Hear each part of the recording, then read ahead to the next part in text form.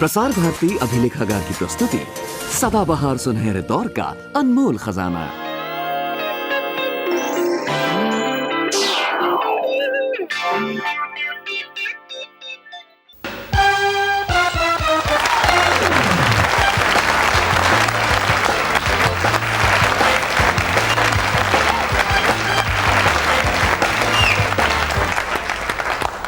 Hi Shekhar, how are you? Welcome to Aamne Samne. Nice to be here. आइए तशरीफ रखिए। Thank you. इतने सारे लोग हैं, मैं तो नर्वस ही हो गया। हुजूर आप नर्वस हो चुके हैं, हम कंफ्यूज हो गए। क्या आप डायरेक्टर हैं कि एक्टर हैं कि टीवी पर्सनालिटी हैं कि चार्टर्ड अकाउंटेंट? आप क्या चाहते हैं? जो आप चाहते हैं। Chartered accountant? जी। तो ठीक है, अभी पेन लगा के मैं काम करना शुरू कर देता हूँ। एक्टर, मेकअप, ऐसे मेकअप करके यूँ करके बाल बनाना शुरू कर देता हूँ। और डायरेक्टर तो फिर ऐसे करके एक थका हुआ एक आदमी बाल ऐसे करके बैठ जाता हूँ ऐसे। चलो काट। और क्या करूँ? मॉडल। जी। खैर मॉडलिंग के लिए तो खड़ा होना पड़ेगा, अब वो आप चाहेंगे नहीं। जी। तो आप क्या चाहते हैं बताइए? तो हुजूर मुझे लग रहा है कि आप डायरेक्टर ज़्यादा लग रहे हैं इस वक्त। जी। बाल खराब है, थोड़े थका हुआ लग रहा हूँ। अभी ठीक कर लेता हूँ, ये लीजिए। अब एक्टर दिखाई दे रहा हूँ, ऑडियंस से पूछे। तो शेखर आपको जो अपनी पहली फिल्म थी जी। वो बतौर डायरेक्टर कैसे मिली? पता नहीं, आज तक ये मैं सोचता हूँ ये आदमी जिसने मुझे पहली फिल्म देखी थी वो पागल था। क्या देखा था उसने मुझ में? वैसे कहानी कुछ ऐसी कि ये देवी दत्त थे, प्रोड्यूसर हैं। एक दिन हम बैठे गप्पे मार रहे थे, ऐसे उनसे मैं मिला। उन्होंने कहा कि आप पिक्चर क्यों नहीं डायरेक्ट करते? तो मैंने कहा क्योंकि मुझे कोई पिक्चर देगा नहीं डायरेक्ट करने के लिए। तो कहते हैं कि मैं देता हूँ। मैंने कहा क्या बात कर रहे हैं आप, ये इंडस्ट्री में बहुत चलता है। अरे आप ये आज हीरो बन गए तो आज किसी ने आपको डायरेक्टर बना दिया, किसी ने कुछ आपको और बना दिया, हवा में बातें चलती रहती हैं। गधे को अपने बाप बना दिया। तो मैंने कहा नहीं मैं देता हूँ, बजट बनाइए। मैंने बजट बनाया, दूसरे ने उनको बजट दिया। कहते हैं ठीक है, और पिक्चर शुरू हो गई। तो मैं अब भी देवी दत्त से पूछता हूँ कि आपने मुझे पिक्चर दी क्यों? मुझे आज तक समझ नहीं आई। तो जवाब क्या देते हैं? कहते हैं, वो तो कहते हैं I had full faith in you were my whole and soul. अब तो वो तो बात की बात हुई। पहले तो समझ नहीं आई क्यों। I really don't know why. ये लोग कहते हैं ना किस्मत है जी, या पता नहीं, आज तक मुझे समझ नहीं आया कि और क्यों। आपकी जो दूसरी फिल्म थी मिस्टर इंडिया वो कैसे मिली आपको? तब तक तो मासूम हिट हो चुकी थी। उसके बाद मासूम के बाद तो फिर आपको हमारी फिल्म इंडस्ट्री का तो मालूम है ना, जब कोई घोड़ा चलता है तो चलता ही रहता है। तो मिस्टर इंडिया तो मिली मुझे मासूम के बाद। फिर एक पिक्चर थी जो मैं लद्दाख में शूट कर रहा था, तो उसकी रिपोर्ट बहुत अच्छी थी। मासूम के बाद लोगों ने कहा कि कमर्शियल फिल्म नहीं बना सकते, ये तो आर्ट फिल्म बनाएंगे मासूम जैसी। तो उसके बाद मैंने कहा अच्छा हम कमर्शियल फिल्म बना कर देखते हैं। तो लद्दाख में एक फिल्म की शूटिंग कर रहा था। तो उसके बाद फिर मुझे मिस्टर इंडिया ऑफर हुई। किसी ने रशेस देखे, कहा अरे ये तो कमर्शियल फिल्म बना लेता है। तो फिर मुझे मिस्टर इंडिया भी मिल गई। शेखर, बम्बई में आपकी ये भी रिपोर्ट है कि आप बहुत स्लो डायरेक्टर हैं। प्रोड्यूसर आपसे खौफ खाते हैं, डरते हैं, और फैंस आपसे नाराज़ रहते हैं। आप बहुत वक्त लेते हैं फिल्म बनाने में। देखिए, प्रोड्यूसर के साथ दो ही रिश्ते हो सकते हैं, या आप प्रोड्यूसर से डरते हैं या प्रोड्यूसर आपसे डरता है। तो बेहतर मेरे लिए तो ये है कि प्रोड्यूसर मुझसे डरे। लेकिन ये अफवाहें मैं खुद स्प्रेड करता हूँ जी। इसलिए क्योंकि जितना लोग मुझसे डरेंगे उतना ही एक बहुत सिंसियर प्रोड्यूसर मेरे पास आएगा जी। वो प्रपोजल मेकर्स मेरे पास नहीं आते। एक आदमी आएगा, नहीं यार शेखर कपूर के साथ ही फिल्म बनानी है, लेकिन दूसरे उसको कहेंगे लेकिन यार वो तो मरवा देगा, इतनी देर के बाद पिक्चर बनाएगा, पिक्चर में इतना खर्चा करवा देगा। तो जो जिन प्रोड्यूसर्स में इतनी ज़्यादा ताकत या इतनी ज़्यादा गट्स नहीं है वो नहीं आते, लेकिन जिनमें पूरी कन्विक्शन है, पूरी ताकत है, वो फिर ये सब चीज़ें सुन सुन के और फिर भी आए मेरे पास। तो फिर मुझे मालूम है कि ये एक असली प्रोड्यूसर है, इसमें फिल्म बनाने का उतना ही शौक़ है, उतनी ही लगन है जितने मुझे है। लेकिन ये अफवाह मैं खूब फैलाता हूँ। कोई प्रेस वाला मेरे पास आए तो मैं खुद अपने आप कहता हूँ। हालांकि मैंने मासूम सिर्फ 55 दिन में बनाई है जी। वो तो काफ़ी रिकॉर्ड होगा पहली फिल्म का। नहीं रिकॉर्ड तो नहीं, लेकिन काफ़ी कम। नहीं तो फिर जो बाकी फिल्में हैं जो आपने मिस्टर इंडिया बनाई, एक और फिल्म जिसको आपने लद्दाख में शूट किया, उसकी भी यही रिपोर्ट थी कि आपने शौक़ तो पूरा किया लेकिन प्रोड्यूसर को बहुत शौक़ दिया। नहीं ऐसा नहीं है। देखिए, जो आपने मिस्टर इंडिया देखी, कुछ 80% जो आपने स्क्रीन पे देखा तो एक साल में शूट हो गया था। लेकिन मिस्टर इंडिया भी कुछ ऐसी फिल्म थी जिसमें इतने स्पेशल इफेक्ट्स थे, जी। ऐसी फिल्म हिंदुस्तान में बनी नहीं थी। ये एक पिक्चर थी जो सब, ये स्क्रिप्ट मतलब 10 साल से घूम रही है। उसका जो बेसिक आइडिया है, सलीम जावेद की एक स्क्रिप्ट थी जो 10 साल से घूम रही थी इंडस्ट्री में। कभी अमिताभ के पास साथ बनने वाली थी, कभी रमेश सिप्पी ने सोचा था शोले के बाद बनाएंगे, जी। लेकिन किसी की गट्स नहीं हो रही थी ये फिल्म बनाने की। सब कह रहे थे यार बहुत महंगी है, बहुत महंगी है। तो मेरे पास जब आए तो मैंने कहा देखो ये फिल्म एक ही तरीके से बन सकती है, टाइम बहुत लगेगा, लेकिन अगर आपने फॉरेन टेक्निक, क्योंकि ये स्पेशल इफेक्ट्स इतने थे जी। तो अगर आपने फॉरेन टेक्नीशियंस को बुलाने की कोशिश की तो ये फिल्म यहाँ नहीं बन सकती। एक ही तरीके से बन सकती है कि हिंदुस्तान में जो चीज़ हो सकती है वो हम करेंगे, जितना मर्जी टाइम लगे हम हिंदुस्तान में करेंगे, क्योंकि यहाँ तो हमारा टाइम खर्च हो रहा है ना। वहाँ आप लंदन वगैरह जाकर कितने मिलियंस ऑफ डॉलर्स खर्च देंगे उसमें। जी। तो टाइम लगा, क्योंकि जो हमने स्पेशल इफेक्ट्स किए वो हमने सेट पर ही किया। एक टेक्निक होता है जो जिसे हम कहते हैं इन कैमरा इफेक्ट्स। तो पूरे जो इफेक्ट्स हैं वो पूरे कैमरा में ही किए, सेट पर। जो आप देख रहे हैं वहाँ मिस्टर इंडिया अपना गायब हो रहा है, वापस आ रहा है, चीज़ें उठ रही हैं, ये सब हमने सेट पर ही किया। एक वहाँ जैसे मिस्टर इंडिया में एक सीन है जिसमें आप देखेंगे कि वहाँ श्रीदेवी बैठी हैं और एक वो उनके एडिटर बैठे हैं, और एक वो सॉफ्ट ड्रिंक की बोतल सामने से आपकी उठती है, उसमें एक स्ट्रॉ आता है, स्ट्रॉ में से फिर वो ये जो सॉफ्ट ड्रिंक है वो ख़त्म, आहिस्ते आहिस्ते ख़त्म हो जाता है और ये वापस आ जाती है। अब ये इसमें कोई जैसे हम कहते हैं ना मैटिंग वर्क या लेबॉरेटरी में या 2 नेगेटिव जॉइन करना, कुछ नहीं, ये हमने शूट ऐसे किया। अच्छा। अब वो आप सीन देखिए और आप बताइए कैसे किया। कोई भी मुझे ऑडियंस में बता दे कि ये सीन कैसे किया। अच्छा हुजूर, आपके जहन से और आपकी पर्सनालिटी से जो एक्टर बनने का भूत था वो नहीं निकला। आप अभी भी कहीं ना कहीं किसी सीरियल में, किसी फिल्म में, किसी एड फिल्म में दिख जाते हैं। आप उसे भूत कहते हैं, मैं उसे कीड़ा कहता हूँ। लोग तो मुझे कीड़ा ही कहते हैं। ये एक्टिंग का कीड़ा मुझे लगता है बचपन में आ जाता है जी।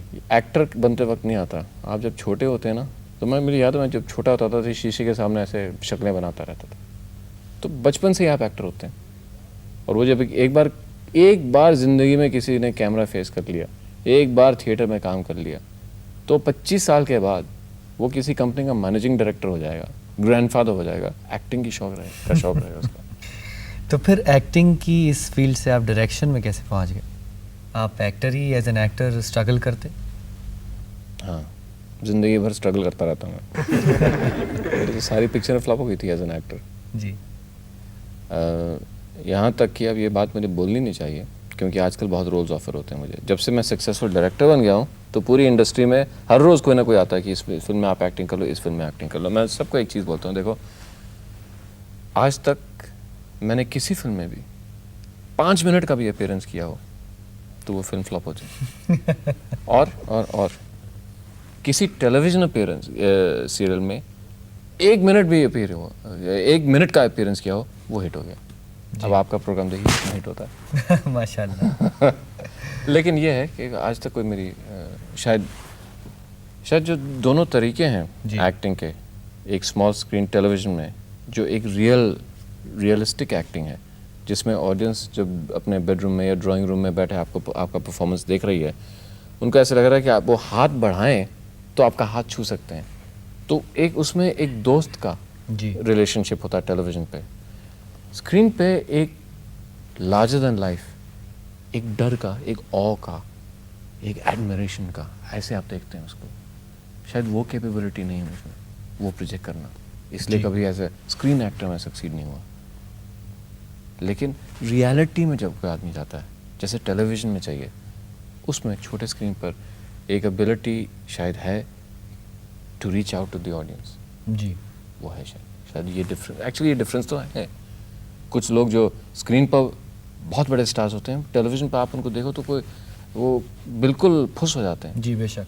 और टेलीविज़न स्टार्स को आप स्क्रीन पर डालिए, जो 25 फीट, उनकी 20 फीट की तो आंखें हो जाती हैं और 10 फीट के कान हो जाते हैं, इतना चौड़ा मुंह हो जाता है और वो लगते नहीं हुए। वो कुछ लगते हैं ये आदमी तो इतना अच्छा एक्टर था, इसको क्या हो गया। वो मीडियम डिफरेंट है, एक्टर तो वही है।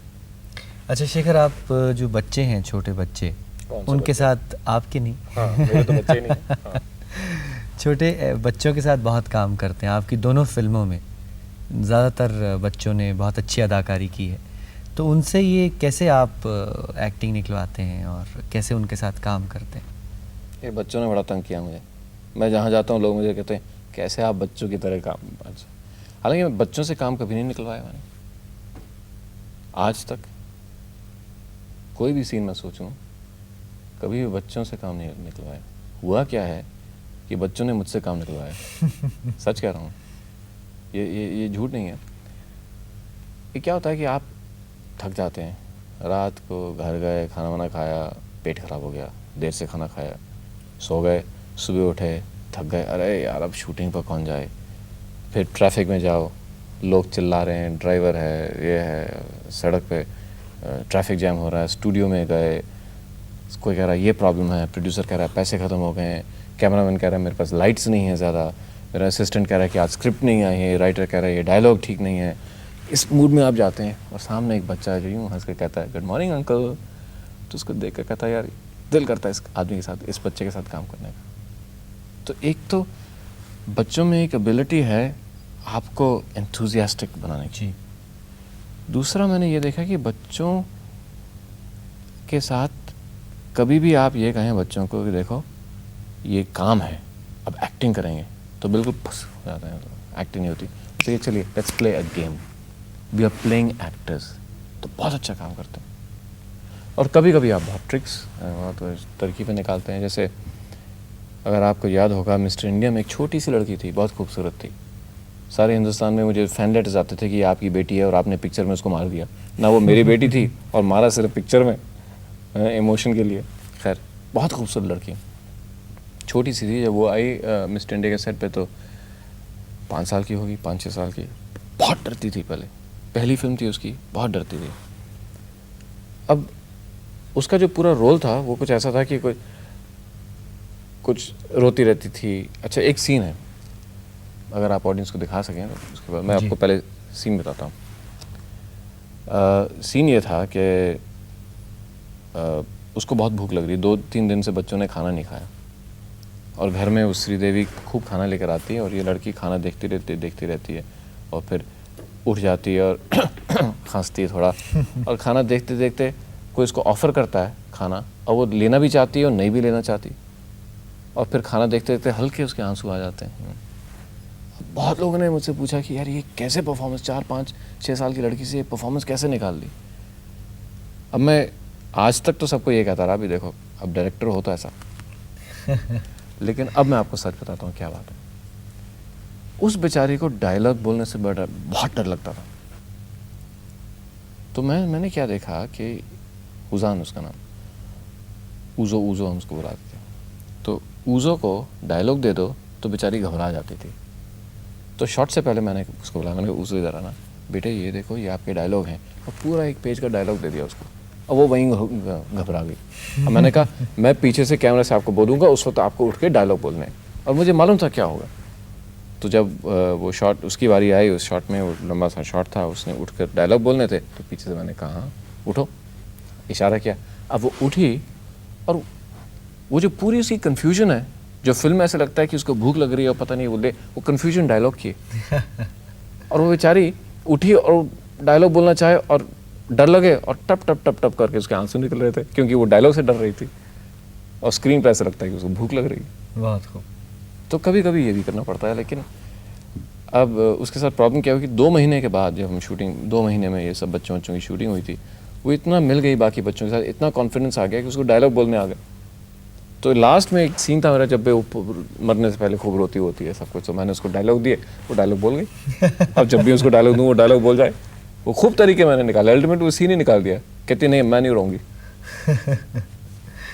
अब उन्होंने तो मना कर दिया रोने से, लेकिन हमारे दर्शक जो हैं वो तालियां ज़रूर बजाएंगे, देखिए।